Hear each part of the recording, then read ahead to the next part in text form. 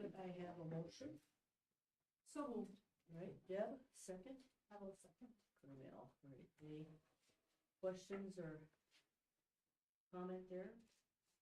Not those in favor of approving the agenda, say aye. Aye. Those opposed, nay. That motion carries. 4.0, public comment. Do we have anyone on the list? No. No? All right. 5.0 is a consent agenda. I will need a motion to approve the consent agenda, which is the adoption of the minutes, improvement of payment of bills and financial reports, approving contracts with the CER director and the technology director, and also an employment agreement with the library para. So could I get a motion? John, second. I'll second. Mark, all right. Any discussion there? Just thank you, Jesse, for everything that you have done for the district. Yay. So I served on the community and rec committee with Denise, and she's just done an amazing job with getting a lot of opportunities for our kids and our adults. So thank you to Denise also. Yeah. Let's give her a round of applause. All right. Those in favor of approving the consent agenda, say aye. Aye. Those opposed, nay. All right. 6.0 is our communication reports, and Denise is not here, but we have her written report. Talks about spring booklet results and youth activity book for the summer, scholarship funds, various items here, facility usages. So, all right, Jim Trulock, you are next. Good evening.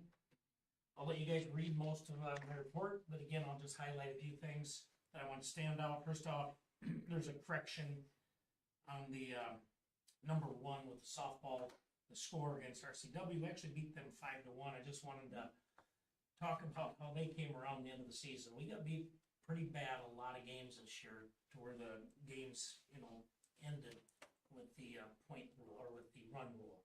And we went into the subsection, and RCW had 15 run us a week before, and we beat them 5-1. Lacaparo had 15 run us, and we lost 0-6. I believe it was 0-0. It was to the fourth.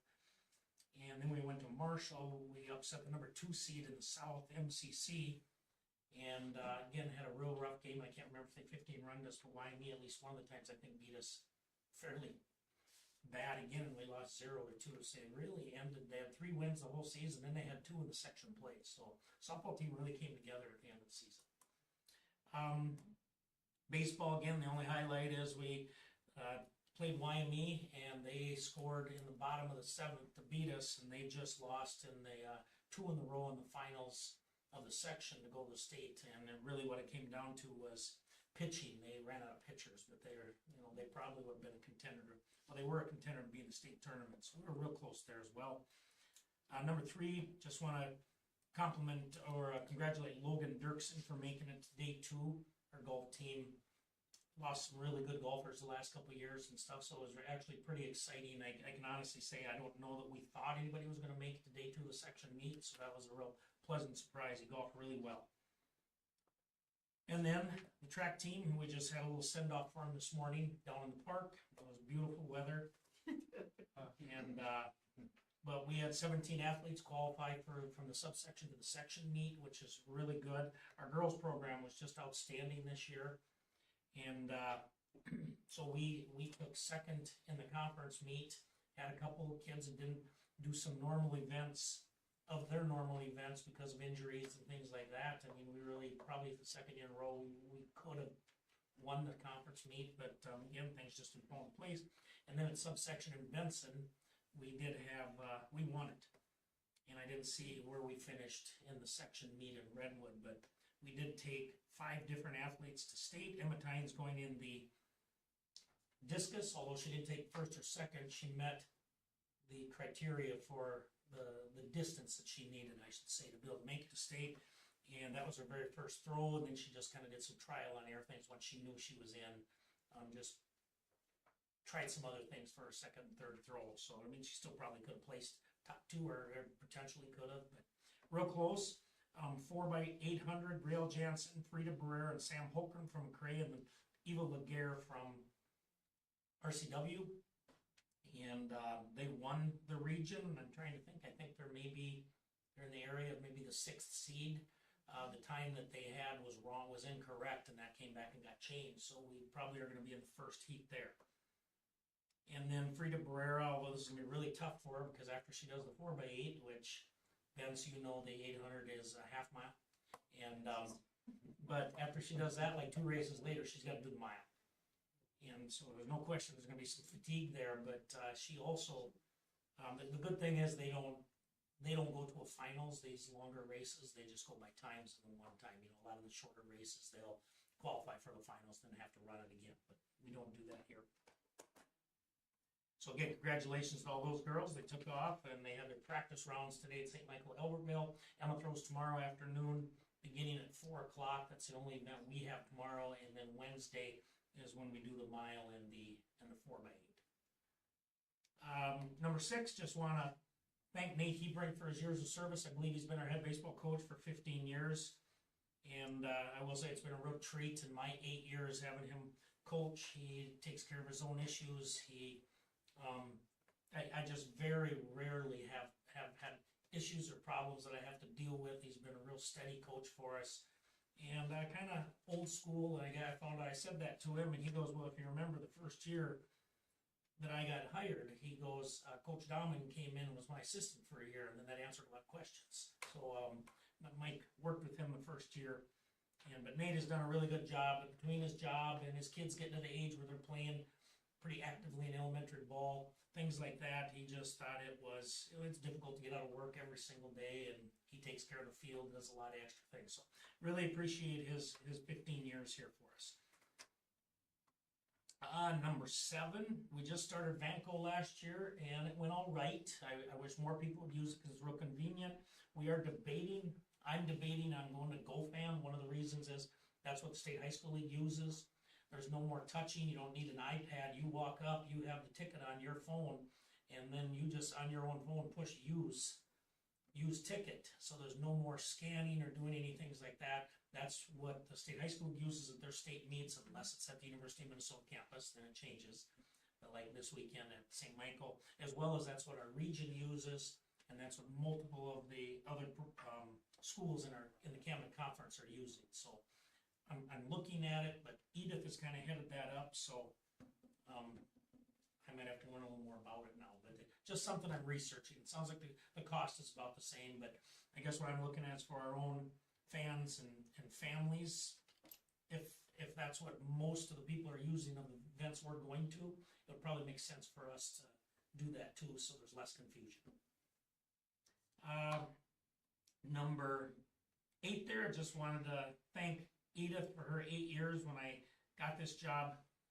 took this job 8 years ago, I asked her if she'd consider it. She said, no, I love working with the kids too much. And within the next week, she said, I've kind of changed my mind if it's still open. And she still had a lot of ability to, if you'd see every day how she deals with kids coming in the office. But she has I could have never imagined how good and efficient and in a positive way OCD she is. There are just almost no mistakes. I always made a joke that I'd start a spreadsheet for her, but I just really never had anything to put on it.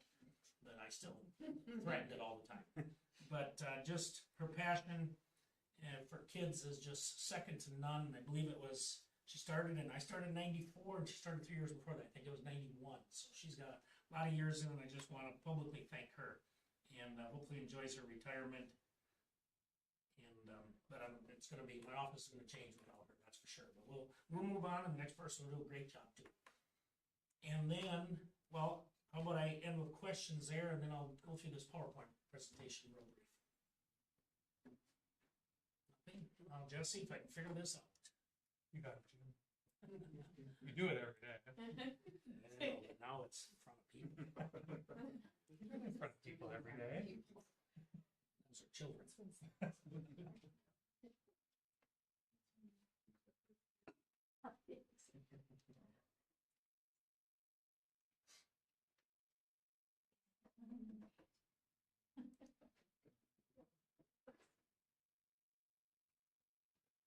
All right.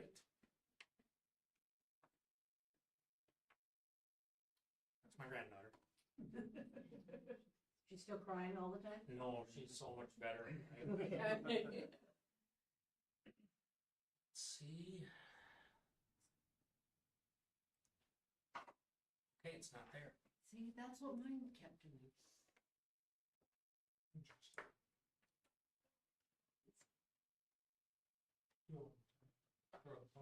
Cast one more time. Oh, boy.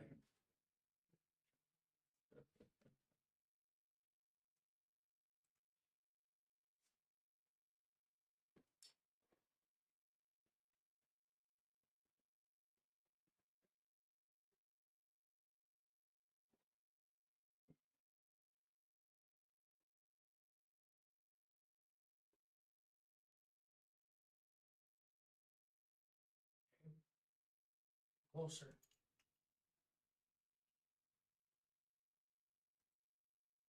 Okay, I'll go through this fairly. Let's do this next. Jim's. Let's look at this one.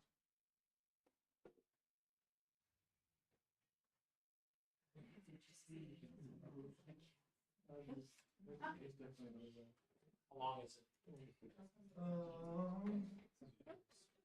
You should be able to stay at the table. I'm just trying to find where the end is. Oh, did you get it to start back up yet? They did that to you too, didn't they? Yeah, It came back on time? I didn't get, so then I recast and it would show for a little bit and then there's Go off. yeah, but you all had it on your lap. Yeah, we had it on our laptop.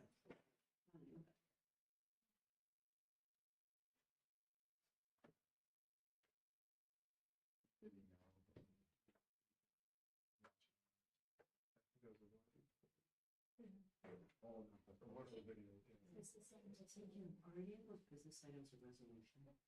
No, I think the, since that's the really one, I thought I saw that somewhere. I know, but then it, yeah. Right, no. Standard right now. It says it's a resolution. On On the their, resolution. on their paperwork. Resolution for membership.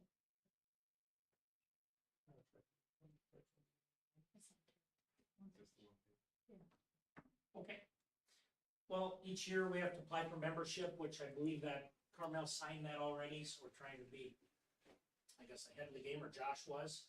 And, but we do go through this, very few changes from last year, the PowerPoint. I did send you the why we played video today, and like I said, same one, it's third year in a row, they haven't made a new one. It's still a good 6-minute video, it's pretty interesting hearing the kids tape, but again, Ben is probably, if you wanna go back to review, you have it in your email, otherwise Ben's probably the only one who needs to. I did change the M, last year we had the old one. That's the last time we'll have Edith's name. Oh. So, we're education-based co-curricular program.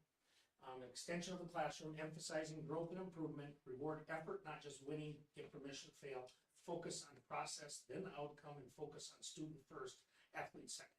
And basically, in short, you don't see the word win up there once. And that's the difference with our co-curricular program, is that we want them to be overall good people and learn something about being in sports, not just go out and win. And that's the difference between club ball and so on. There's so many other aspects that they can learn and grow. And again, the extension of the classroom, that's why sometimes we'll hear from parents, there's an issue in an event that, well, you guys can't do anything. It has nothing to do with school, and it actually does. So our actual school handbooks and rules apply when they're at events, no matter if they're there as, if the student body is there as a fan, or if they're there as an athlete. The same rules apply as if they were in school with us.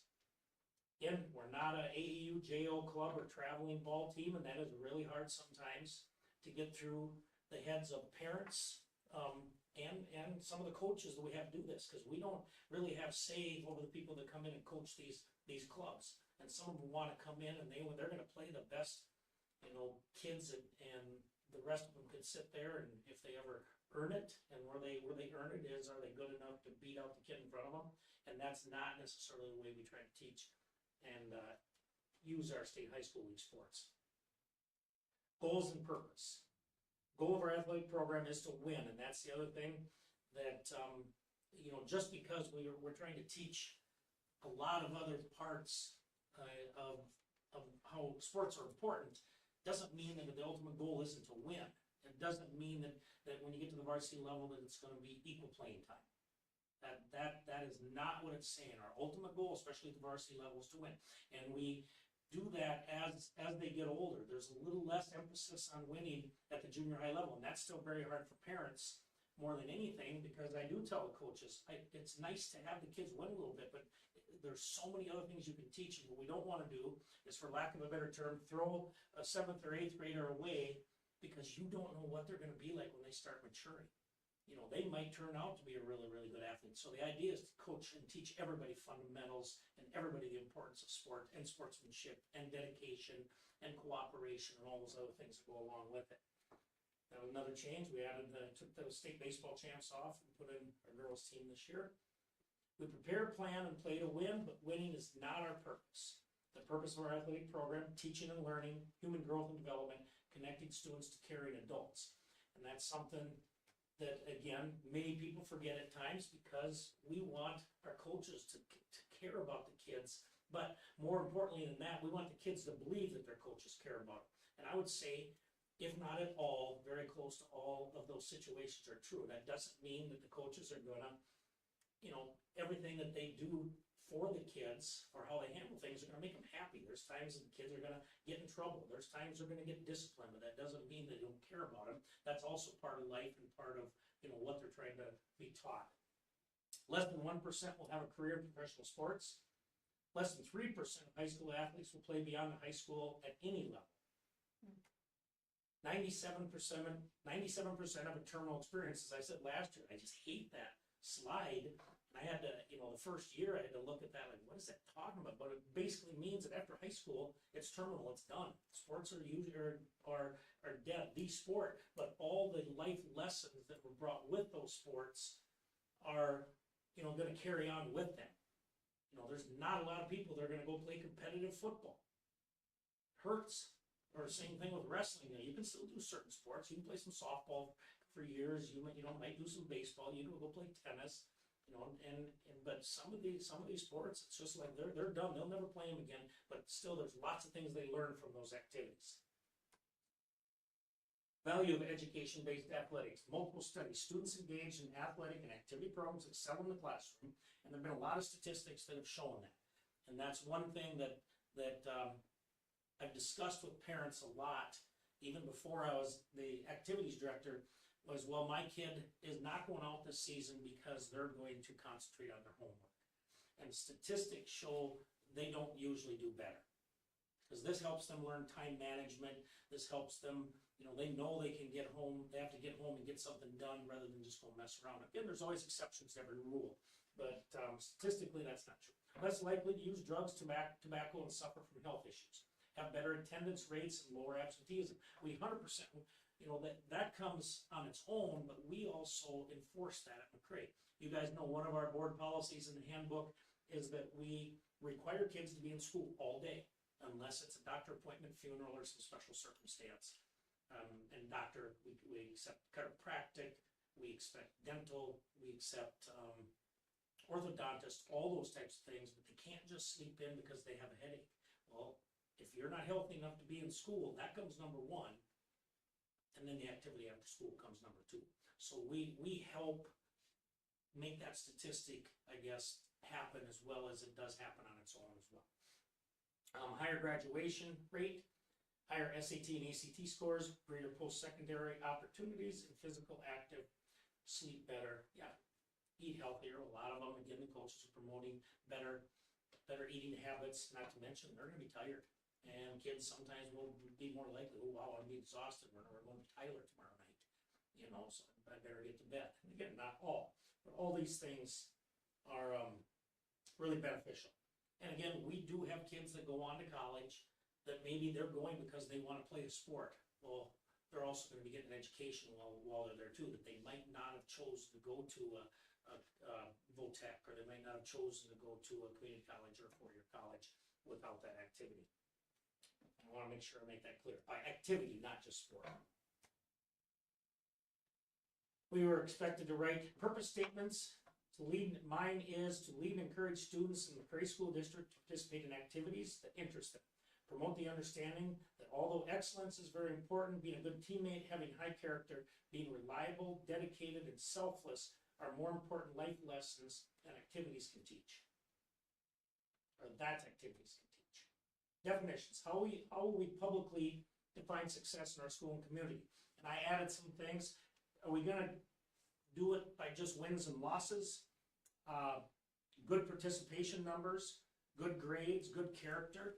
And I would say we work really hard to make sure all those things are important. We wanna remember that just because the wins and losses are not the top priority when it comes to a Minnesota State High School League and education-based activities, it's still very, very important. We still want to win. We saw what happened at the state basketball tournament this year, how these communities and jumped on the bandwagon. I mean, we had people that had not been to sporting events for a decade, I would guess. And wow, did we come out of the woodwork. And so it's kind of fun to see, you know, how win-loss success, but we're also looking at the girls on that team were just fantastic individuals. I mean, good students, just, you know, good character, all those things come together with it. But what it did in our communities really created a lot of excitement. Defining success. And again, these are things that through Minnesota, or through education-based activities that we want to look at. Did you do your best? Did you help others succeed? What did you learn? Did you have fun? How did you help make it fun? Did you improve? How will you get better tomorrow? Did you conduct yourself well? Were you a great teammate? And how did you handle winning, losing, and outcomes? And this is what every coach and parent and an adult really should be promoting with our, you know, young students involved with activities. When we see something that does not, I guess, meet these, and I hate to say requirements, but do we all work together to call them out, or am I the only bad guy going down to the student section and barking at them? You know, we need to work together to promote all these things. And again, we have to realize that every person in activity is not going to be a star. Some of them are extremely average. Some are very below average. But if they want to take part and be part of a team, it can still be a really positive experience for them and everyone else. Here is where we will skip the video. And then the last thing, I believe the last thing on the slide is I just always want to remind, and I like this to be a reminder for administration, board members, coaches, parents, that we do have, and this is approved in the handbook by you guys or by your predecessors, but we do have things that are expected, a chain of command, so to speak, that how it's supposed to be followed. So when a parent calls you, in all honesty, you shouldn't be answering questions because you don't know. You don't know the backstory. I might. And you really need to try to say, have you done this? And if not, you know, really try to direct them, because once they feel that there's another source, they can bypass all these things with a complaint. That really backfires in this whole chain of command. And sometimes, again, there's going to be things that people earlier in this chain of command know that that's not carried down through the rest of it. But again, the athlete's supposed to talk to the coach. And one thing that bothers me is when I hear, "Well, we don't want our child to have any repercussions or get benched." Coach, they're not going to do that. I mean, I just really believe every coach. I would not have them coaching for us at McCray if I felt they were vindictive to kids. And I do not believe we have anybody that does that. They want to win. They're going to play the kids, and they may get really upset at you as a parent, but they're not going to come back and take it out on the children. But that's the first thing. The athlete's supposed to talk to the coach, then athlete and parent talk to the coach. Then if they don't get it resolved, athlete, parent, coach meet with me, and we can all meet together. Athlete, parent, coach, AD talks to the superintendent, and then after that, if the person with the complaint just feels this is not getting resolved, then that is when that parent will get on the board agenda and address the school board about this issue. So, and that's the end. All right. Any more questions for you? If not, all right, thanks, Jim. Actually, I want to ask. Oh, you want to? Yeah. So Mr. Trulock, that's great that's shared with the school board and those that are watching the school board meeting. But how is it that our coaches or our players and then our families, how are they brought into the loop of what this is? The families have not been. I mean, But this goes, I show this in our coaches' meetings each year. So coaches are brought in, and then through our student handbook, the coaches are supposed to go through this with when they have their meetings. But And I I'm was gonna hoping say- that we're gonna have we haven't, but I'm hoping to have a community meeting in, late July, early August, that this can be addressed. And each of our sports have parent meetings. They're supposed, I can't say, no, I would guess they don't each. And it's something that's kind of a work in motion, I'm trying to improve on and get that. But each of our coaches know this process and have watched Yep, the they same watch videos. the same PowerPoint presentation and video. Thank you. Okay, Todd Burton, you are next. All right. Well, now that the kids are gone, we spent some time getting some of the MDE reports done. So we're working on the language access plan. I think that was included in your board packet. And that was something that was added this year. Its basic intent is to make sure that there's not a language barrier for our parents so that they can advocate for their students. So it just puts together a pretty lengthy plan on what we'll provide and what a parent can do to make sure that forms are in the language that best suits them, that there's an interpreter if that need arises. So again, just trying to create as much of an inclusive environment to make sure that parents and children now have the same access to education. Sorry, did you get it? We also have to submit the READ Act, kind of local literacy plan. So we're working on that right now. That just kind of explains what our test scores are and what interventions we're doing and how we're using those literacy aid funds. So that's getting close. Our title grant, of course, is part of that process. That gives us money for our title students. And then finally, the discipline report, the DERS report, that's elementary, middle school, high school part that just records the suspensions, the number that we've had and why. READ Act, year 2 in some ways will be a lot like year 1. We'll continue with some of the same staff development, letters training. Some of the new things we have to expand the dyslexia screeners. So we'll still use FastBridge for kind of K through 3, and then we'll use this CAPTE for grades 4 on up, and then we'll use that data then to plan interventions for kids that are at risk, and then notify parents what those scores mean. Just because a student is at risk for dyslexia doesn't mean that they are dyslexic. It's just a screener that brings awareness to parents. The test does not diagnose it. It just lets parents know that there is a risk and that they could then pursue that formal diagnosis if they want to. The good news is that the interventions that we do would be the same ones we do for a student that's struggling with reading and a student that's dyslexic. So it's the same process in place. So what we're doing is good for all of our kids. So that's kind of reassuring for us. And then we're going to expand FastBridge testing up through 8th grade. So we'll include now grades 6, 7, and 8 next year. And that will just be those screeners in the fall, winter, and then spring to kind of get an idea where they're at with reading and math. So those will be some additions. A little information on our English language services, and I put EL, ELL, ML, because you're going to see that a lot. It's kind of an interchangeable from an English learner to an English language learner to a multi-language learner, right? So when you see those, we're kind of talking about the same thing. And that process starts with that parent questionnaire. That's part of the registration packet. I'm sure you guys have seen it. Then you check if there's another language that's spoken at home. If there is, then that's the first step towards the screening process. So once we get those students identified, then they're given that WIDA screener, and that's used K through 12. That screener then gives them a score that can range from doesn't qualify to qualified. So just because they take that screener doesn't mean they're going to be an EL student. That score might range from a 1 all the way up into 5.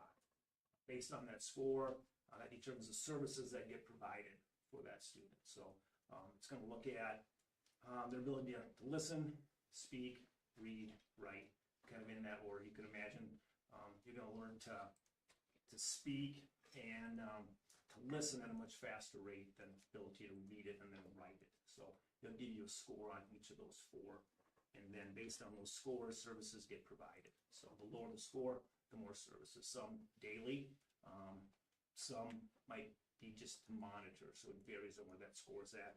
An example, we had 6 students this year that were in that 1 to 2, that kind of higher risk, that need kind of daily or at least frequent interventions that would take place.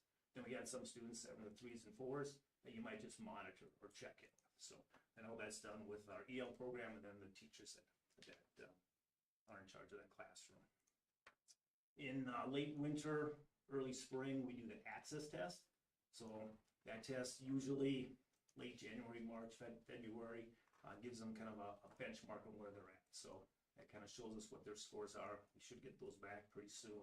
And that will guide us in the next year what those services are going to look at. When a student is at a 4.5 and above and not lower than a 3.5 in any of those four, then they would exit that program. We'd probably still monitor them for a year or two, but that would kind of complete those services. So it's not special ed, although some of the students qualify for both, but in some ways it's similar. You might qualify for more services or less services. It's always in conjunction with the classroom teacher. So it's not kind of a standalone service that takes place. So I don't know if there are more questions on that. I know it's been a topic of discussion. I just wanted to give you some clarity and How's been how we the use it. success of that program over the last few years? Good. And part of that is, especially for those young students, they just absorb so much and they're in an inclusive classroom environment where English is spoken. So they're picking it up very, very quickly. So as they move up, often you see those scores get into the 3s, 4s, and 5s, and then they exit as they get older. So, yeah. I know we talked about numbers decreasing. It's kind of the challenge because if you do a good job, then the numbers decrease. Right, and that's exactly what you want. Exactly, yeah, as they for go through. And the challenge is trying to predict what's going to happen. So, I mean, the data that we use is the data that we've identified based on those kind of parent, the home language questionnaires, right? And then you don't know if that student's going to qualify or what their need is going to be. I'll give you an example. We had one student that marked it going into kindergarten who has siblings that don't qualify for any services. So we count that as a student that needs to be screened, but the likelihood that they're going to get services is probably minimal. So you just try to make the best, I guess, decisions or guesses that you can based on the data that you have. Do you see those numbers kind of fluctuate a little bit throughout the years because they're moving into the district and that changes things too? And again, this is my first year, so Sure. I can't speak to my experiences, but from the data that I've seen, we're seeing some ebb and flow that goes with it. So what we can provide you is a number of students that qualified during that year, but those students weren't all here at the same time.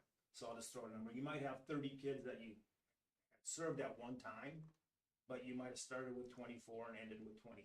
But during that year, some came, some left. Some of those students have been here for a month. Some of those students have been here for the whole year. Some came after Christmas. So it's really tough to make those predictions on what you're going to have. So most of those students that are going to be changing are probably the ones that are coming into the elementary school with the greatest needs. Sorry, yeah, No, you had when you questions. talked about the home language questionnaire, is that sent, how do you determine which families it's sent All of to? them. All of them. It's And then part of the is it sent- registration packet. And then is it sent out so it's multiple language in that questionnaire? Because otherwise, how do you know what to check if it's not in your first language? Right. That's a really good question. I would guess we have that in a Spanish version, but I know the one that is in our normal packet isn't, but they would probably have to ask for it. They probably wouldn't even know what to ask for. They might not, but we would be able to identify a parent that needs help filling out that form would be the same parent that would need help on that portion of it. I mean, because the whole form would be a challenge for them to go through that process. And then usually we might have an interpreter come in to help with that. Just, if we could make it maybe a little bit more user-friendly, just because not everybody feels comfortable asking for help because they don't even know what to ask for sometimes. Yeah, no, I understand, yeah. And I do believe that the form that we do use is a state adopted form that other schools do use, but I think that still needs to be heard. Absolutely. And I'm just looking at what we're gonna talk about later with the language access plan. It says the enrollment survey is available in Spanish and Chuukese as well, but I don't know if that goes out to everybody. How that works.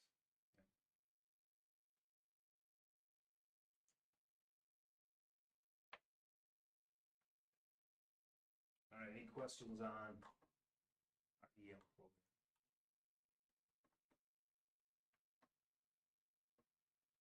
All right, then the good stuff. We've had a really good year. I know it's no surprise to you. We've got some really good kids here. So we're really excited to celebrate all the positive choices that those kids make and the growth that they make. Like Mr. Trulock pointed out, there's more to sports than just winning and losing. You're trying to develop those soft skills. Same exact thing takes place in our classrooms every day. We're trying to work on math and reading and social studies and science, of course, but we're trying to build good people. We're trying to help them make good decisions, to grow, and to learn from the mistakes that they've made. Now, did they make mistakes? Yeah, you can see we had probably, I think it's a relatively low number, about 124 roughly. But on a positive end, we work hard trying to identify the good things that take place. 2,365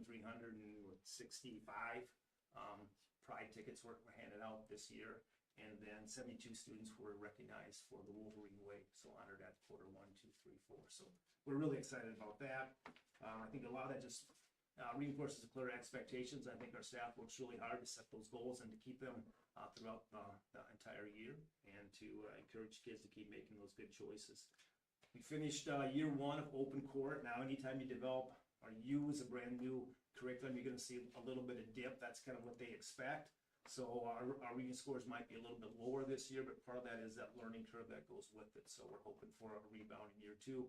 And then year 2 in math this year. So we saw a little dip last year in math. We did see our math scores go up. So that's the benefit of having that year 2 of it. We had good success with our U-Flying Phonics. We're going to be expanding that next year. We talked about that in the past. Our MCA Academy was a success as well. And then our Wolverine Way quarter assemblies, I think, were a source of great pride for our students, staff, and our community members that were able to attend it. So really proud of what we did this year. Anybody got any more questions for Todd? All right, thanks, No, Rick. no PowerPoint? I didn't want What about that? Yeah. Okay, Judd is next up, but he is not here. He's pretty much in his report talking about the year-end wrap-up, graduation, 100% graduation rate. Congratulations, I guess, to everybody. 93.4 attendance rate. So sounds like graduation went off well. You were there, John? Mhm. Good turnout. That was my sermon. Okay. Okay, so then we'll move on to you, Josh. All right, well, good evening to all. I also want to report that we've had a great end to the school year, 24-25. Great job to both Todd and to Judd in planning their end of the year events with kindergarten graduation and then also the senior high graduation. Both the elementary and the high school did Wolverine type programs in-house with the elementary kids K through 5. And then Mr. Wheatley did a new thing with the Wolverine Way and sent out positive comments to kids, to their moms and dads in mailer form, and making sure that, you know, if they had multiple parents, both parents got a copy of these kind comments that were made by the teaching staff about their child's either academic successes, improvements, in attendance improvements, discipline improvements, but just complimentary things for those kids that they had done during the course of the year. Both Mr. Wheatley and Mr. Bertram had exit interviews and evaluations with the staff, and you learn quite a bit at the end of the year when, you know, the students have left the building and you're talking about how the year has gone, and, you know, just not only the accolades for that year, but also to preparing for, you know, what were some of the challenges that maybe weren't brought out until the end, so you can prepare for those in the future. And there's been many things that both Mr. Bertram and Mr. Wheatley have shared with me that I can assist with them, is with the transfer from myself to Mr. Holm. McRae is very positive, or is very fortunate to have positive leadership, and then those that have the attention to detail to make sure those things happen.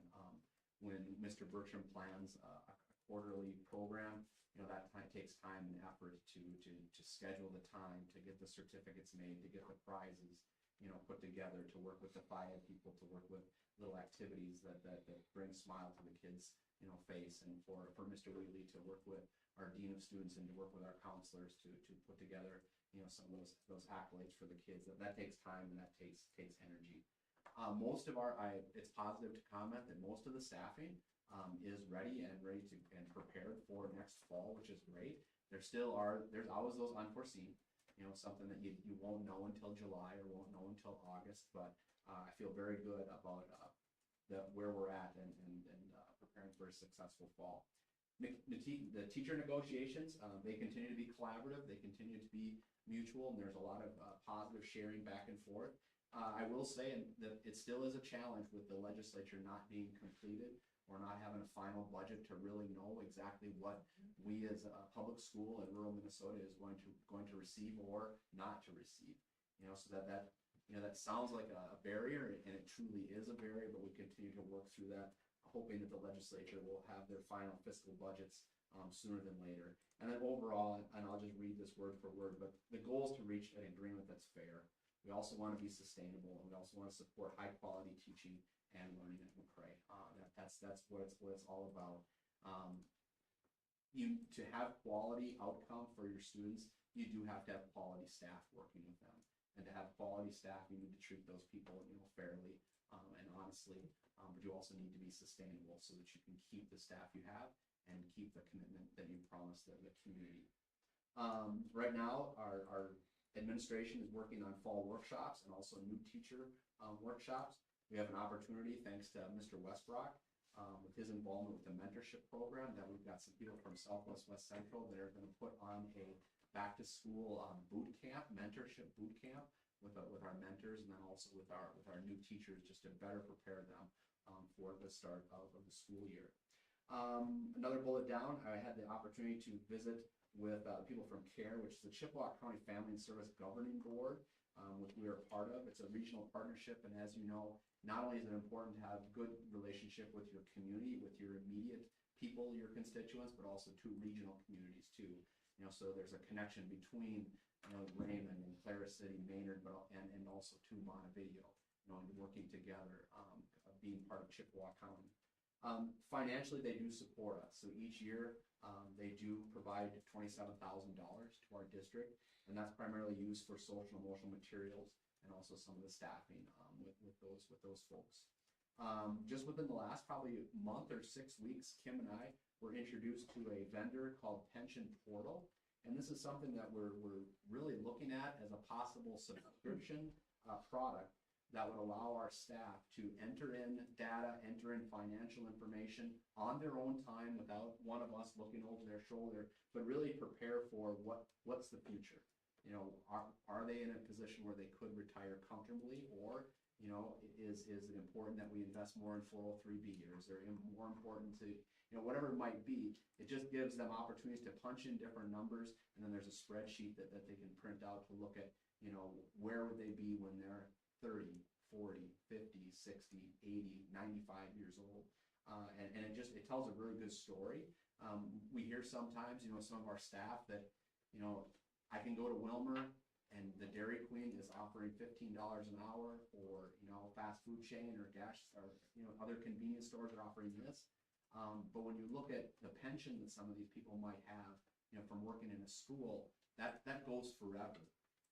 And it's something that, yes, you don't get today, but it's something that our staff members are very fortunate to have. And so we hope to be able to provide this service to them so they can better understand where their money goes and just how to prepare for the future in a healthy way.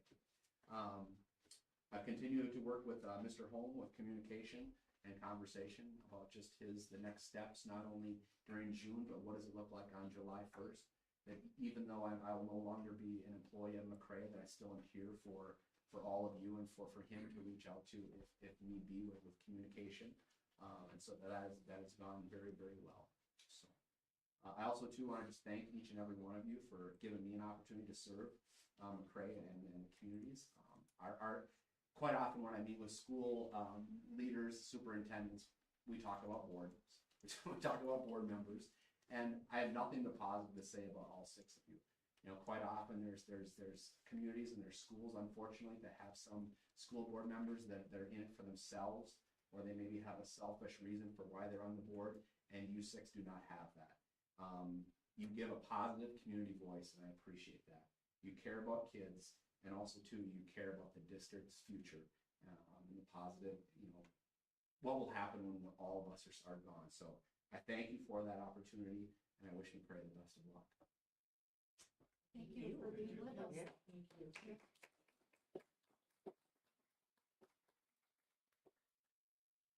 I just have to add that kindergarten graduation was awesome, and we're gonna have a lot of teachers and cops. Yep. Really nice to see how the kids just, they're so proud when they stood up there as their teachers read that out. Quick question about that subscription problem. First of all, how much does it cost? Secondly, doesn't our 403B provider provide something like that? Most providers do provide a service like that at no cost along with their product or managing accounts. So- Yeah, if it's okay, if I could lean on you, Kim, to give some more of those intricacies. Yes, the 403B people tend to only focus on their 403B. You can go to TRA and get TRA. You can go to PERA and get PERA, but this combines all of it. So you get the full picture, and it's $29 a person. And will people sign up for it? Will we automatically get it for everybody then? Well, right now we have, hasn't been finalized, but I just wanted to give that commercial to the six of you that is something we would really like to explore to just help our staff better understand where their finances are going. So that has not been decided yet. We're working with a gentleman who's really been flexible with us, that it may be that we get a certain amount of subscriptions, and then others could add to that, or if we find that some are not using it, we could take from that pool, but those numbers have not been finalized.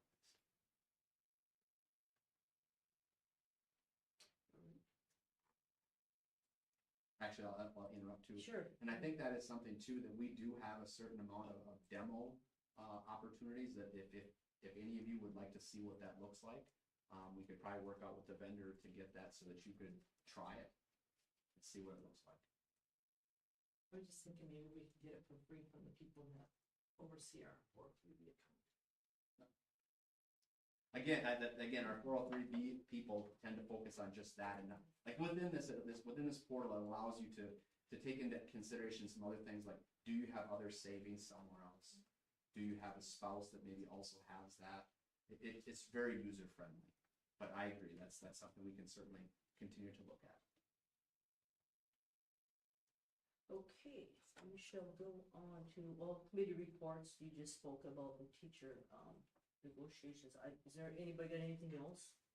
No, it's really gonna come down to what we're gonna get from the state. I have a wedding day right now. Yeah, Yeah. to determine what we Yeah. can do. Okay, 6.3 is board discussion. Does anybody have anything they want to bring up?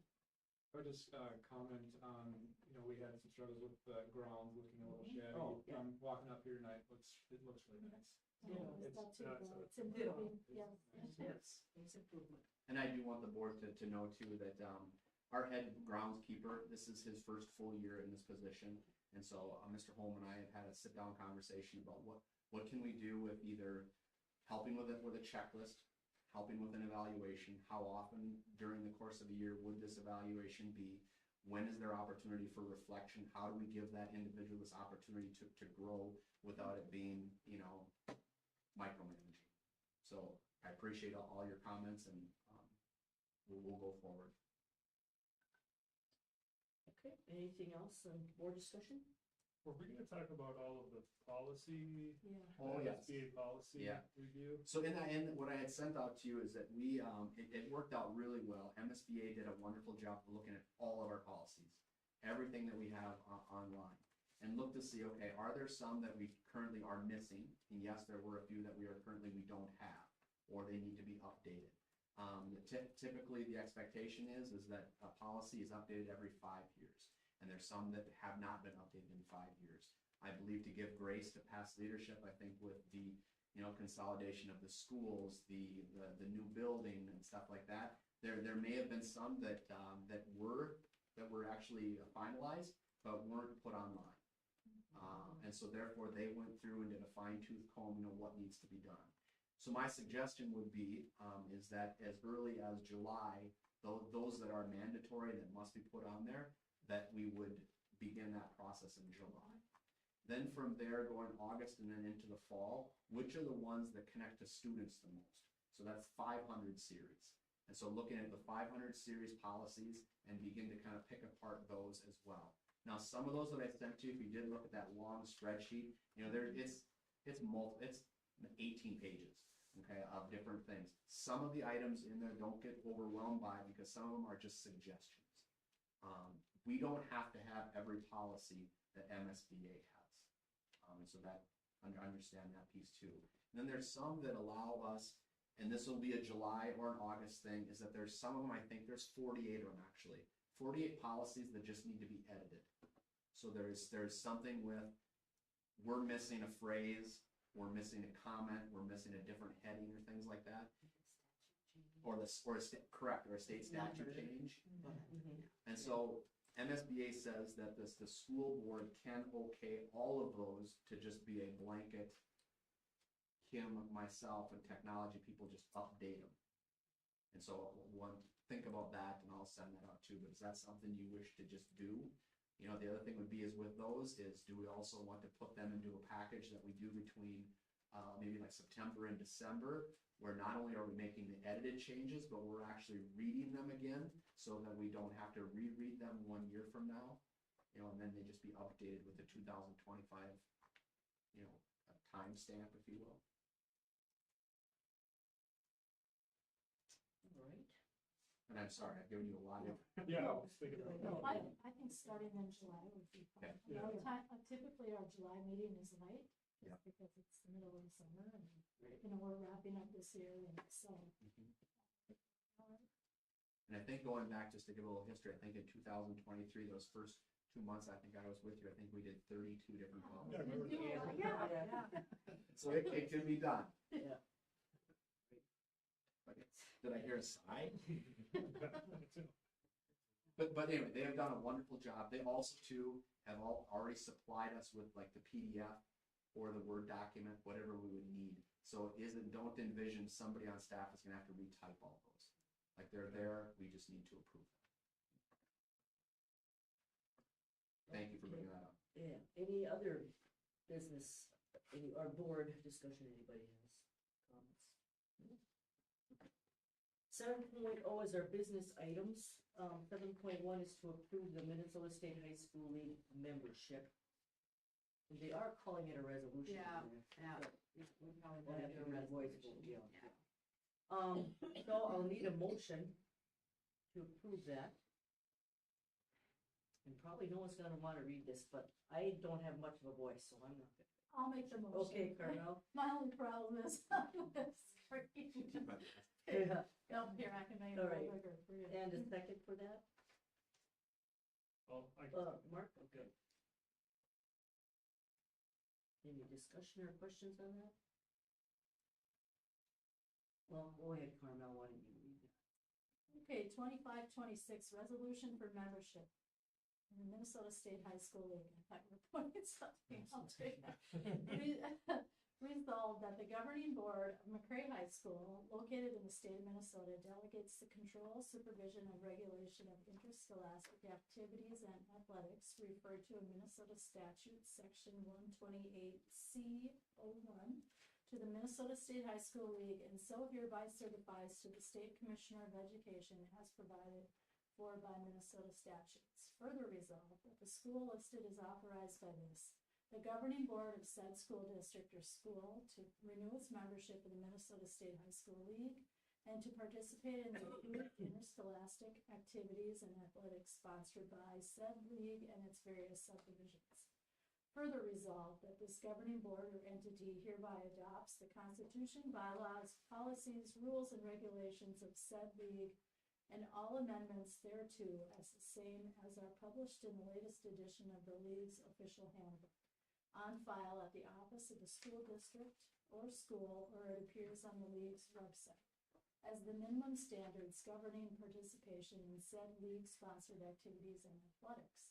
Further, the administration and responsibility for determining student eligibility and for the supervision of such activities and athletics are assigned to the official representatives identified by this governing board or entity. Signing this resolution for membership affirms that this governing board has reviewed all required membership materials provided by the league, which defines the purpose and value of education-based activity and athletic and programs, and defines each member's school's responsibilities. Member schools must develop and publicize administrative procedures to address eligibility suspensions related to Student Code of Responsibilities, bylaw 206.2, violations for students participating in activity or athletic programs by member schools. The above resolution was adopted by the governing board or entity of this school district and is recorded in the official minutes of said board and hereby certified to the State Commissioner of Education as provided for by law. I don't think you need Okay, that. I as I don't say, think you need can that. read the box, and then following is taken from the Minnesota State High School League Constitution. So we have Jim Trulock as the designated school representative and Carmel Tyne as our designated school board member. All right, anybody have any discussion or questions about this? The fee that's associated, has that changed at all, or is it Um, pretty much the same? It isn't, they waited until they gave us a price, which we already sent in, and it's $100 per school, and then they charge a certain amount per athlete and all that, but they adjusted, so last year it dropped way down again. You know, remember they take a look at their books each year now, so I have what I signed up for. I can try to find an email if you wanna know, but last year it dropped dramatically. So for this upcoming year, have you got a suspicion Let me- increase let me- or Just let me take a look here, bear with me. dramatic increase? Oh, it's no increase from last year. Oh. But I mean, last year it also went, it went down. Last year they ended up, instead of charging us 165 per sport, they went down to like 65 per sport, dropped to 100 because their books are doing well, or their finances. So if anything, it might go down. Might go down from the $3,000 that the bill said when I signed up. Perfect. I'll try to find it here. Yep, no worries, thanks.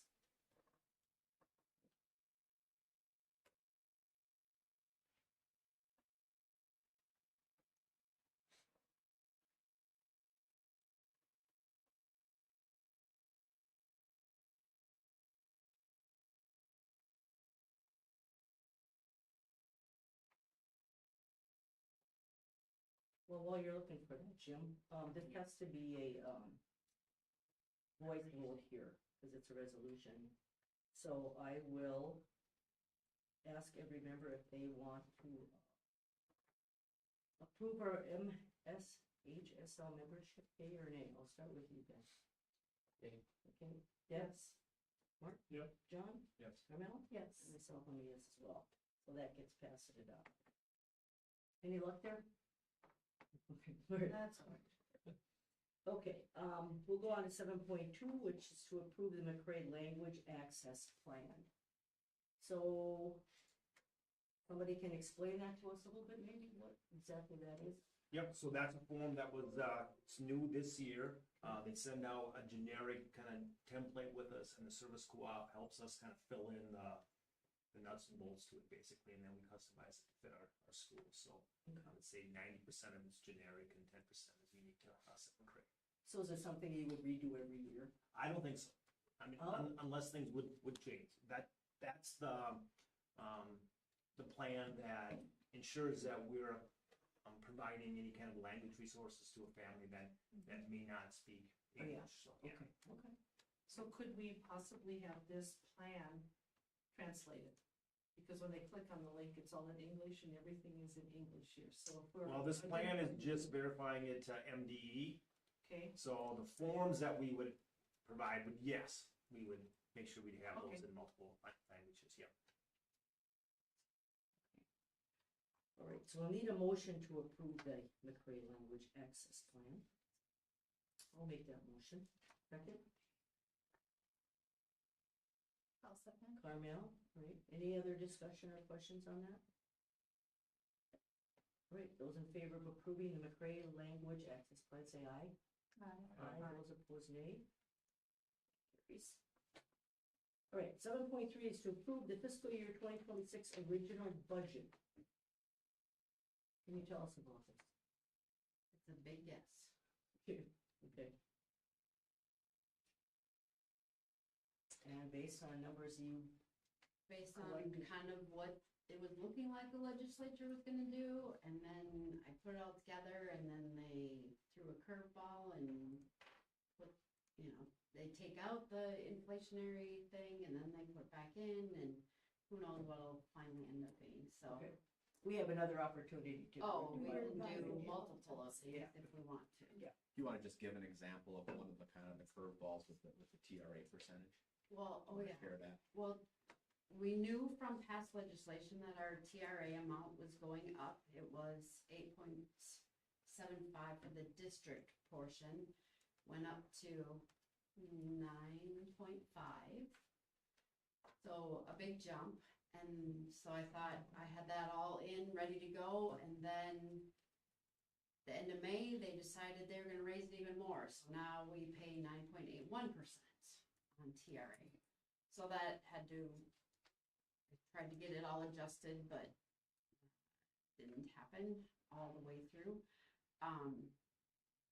Yeah, and then the whole inflationary thing on the basic formula per student, you know, last legislation, they put in the inflationary increase.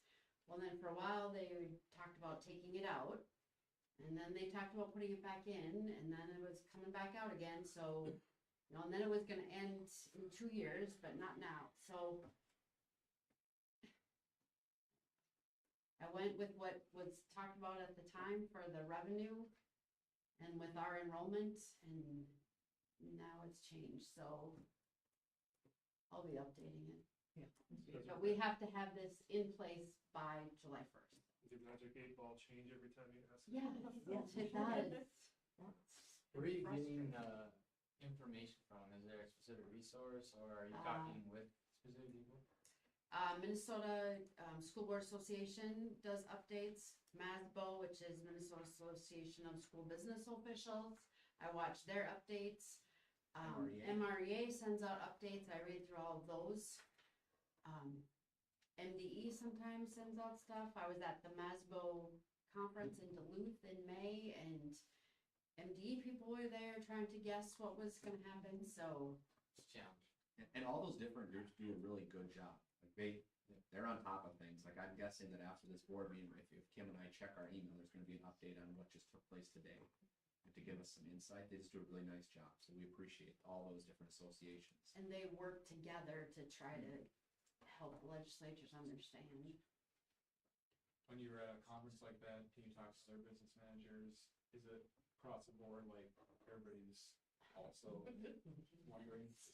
Yeah, that's the big comment. Oh, what do you think the legislature did today? And the networking piece too is that there are those good workshops that, you know, Kim and I have attended and things like that.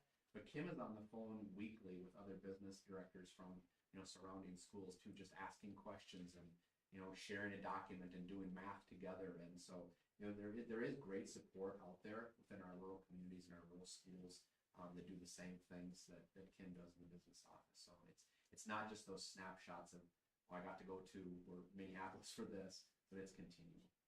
I mean, some of these numbers are scary. I know. Big And, numbers. and some of it, we also have fund balances, so it's not like we're gonna be dropping. So, you know, it's just, we'll get the audit done this fall, and then we'll have, for sure the cushion. Because we were awarded some VPK, one-time VPK money, so that will help, voluntary pre-kindergarten to help pay for tuition for students, help, so that's gonna help buffer some of this as well, but that's a one-time thing, so we can't Yeah. plan on it, but it was a surprise, Yeah, you know, so, yeah, that's the first time we've gotten that, First isn't it? time. first time ever. And the only reason we got it is because we keep applying every year. Yep. And other schools who had VPK didn't use all of their seats, so then they pull them back and then kind of redistribute them to people who didn't get any prior, Okay. or who didn't get enough, and so they try to divvy it out. So we got lucky. With the implementation of paid family medical leave halfway in between our budget, how has that been impacted? And when are we as a board gonna discuss what plan? Are we going with the state plan? We're gonna do self-insured plan? Are we doing the 50/50? Are we gonna do more, or how is that? When are we gonna come up with that? Yeah, I'm looking towards you.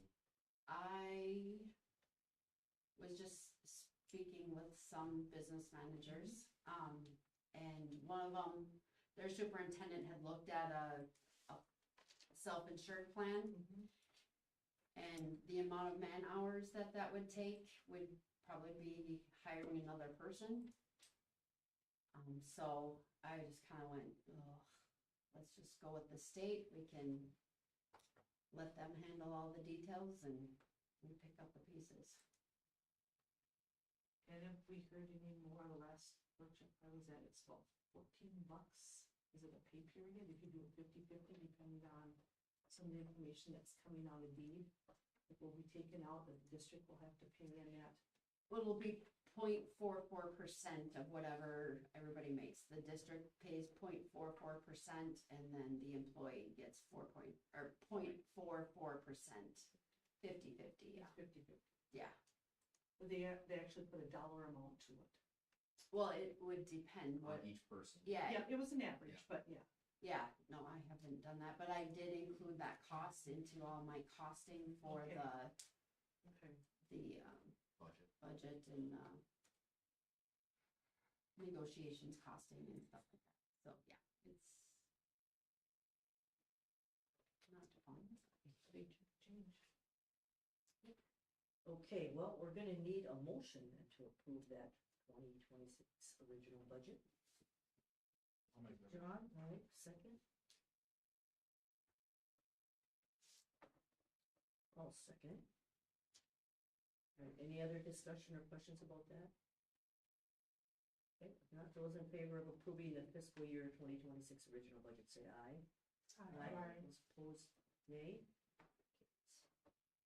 Okay, I need a motion to approve the bread contract with Pan O Gold for 25-26. I'll make that motion, and I just want to say thank you for all the bid documentation that was included with the packet. That was very helpful, so I appreciate that. And Pass that along. hats off to Julie. Yeah. In our food service, she does a remarkable job with being efficient with the district dollars. And, you know, it would be great to have her come in and just have a short conversation, some board meeting about where she does save the district money. And some of those savings actually many of them become a benefit for our kids, because it actually opens up some opportunities to some unique food choices too, which they don't necessarily have at home. So yes, Julie should be publicly recognized for doing a great job with that. Thank you, Deb. All right, need a second for that as well? I will second. Okay, good. Any other discussion? If not, those in favor of approving the bread contract with Pan O Gold, say aye. Aye. Those opposed, nay. Okay, the list of our upcoming meetings there for July, August, and September, of which you will not be a part of. Good luck, Josh. Thank you very Yeah, much. good luck. Thank you. Yeah, thank you. Okay, I need a motion to adjourn. I'll make that motion. Mark, second. All second. Those in favor say aye. Aye. Those opposed, nay. Okay, we are adjourned at 7:00.